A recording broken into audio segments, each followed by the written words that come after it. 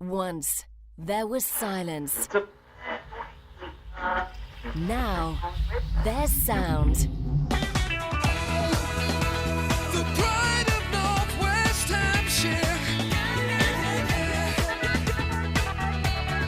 106.4 Andover Sound. And when Andover Sound first came to Andover, basically, I sort of jumped on board with them because it was another way of advertising for me. In the first year, it put my business 23% up. It does work, and it works phenomenally well. And I've put all my eggs in one basket. I went out for a meal with my wife about 3 weeks ago, and I was sitting at the table, and somebody walked past me, and they went, "International furniture." So it obviously works.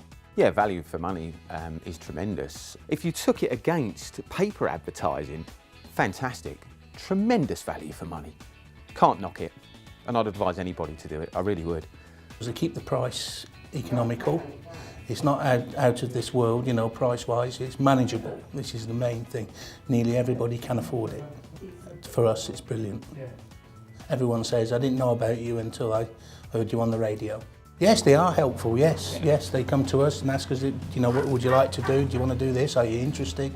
Or can you know, can we compromise on price-wise or whatever, and it's all done, yes. Done. Perfect advertising for us, definitely.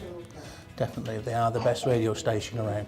We started off with a few sort of promotional shows, then we went on air, which was a great success. We've done a few website sort of links as well with them. It's great value for money, and it certainly does drive footfall. And it's quite interesting looking at the cars that are actually coming in part exchange or in for service, how many people are actually tuned into Andover Sound, and it works both ways, and it's been a great success for us.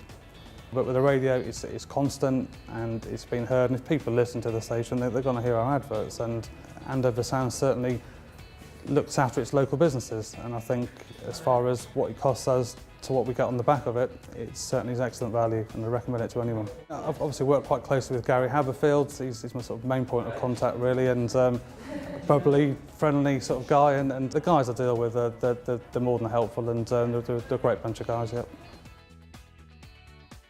Oh, they're fantastic. They're just really friendly. They know what they're doing. They know what they're talking about, and it's a really professional outfit. So yeah, no, they're great. To advertise on the radio is not particularly expensive, and it's fun. More importantly, it's great to walk down the street and people say, "I heard you on the radio the other day." I was in the bank and someone, you know, asked me if it was me on the radio. So it's nice to know they're listening. Yeah, I think it keeps your name in people's minds when they're driving around, they hear it. I wouldn't say they necessarily make a note of it at that point, but it just keeps the message along with our other advertising. It just gives us a profile and keeps our name hopefully in their mind. I think that the one thing that happens is it's sort of a subliminal message goes in, especially since we've had the jingle done. Particularly last winter, we had several people come in and get coal from us that said we heard on the radio you do coal, which they didn't know we did. So it does work, definitely. Will, the rep, is very good, and it was him that suggested the jingle. It sounds corny, but it does work because it does annoy people and stick in their mind. As part of the overall advertising package that we have, yeah, it has given us value for money. And I would say it's sort of enhanced the rest of the advertising we do. Once, there was silence. Now, there's sound.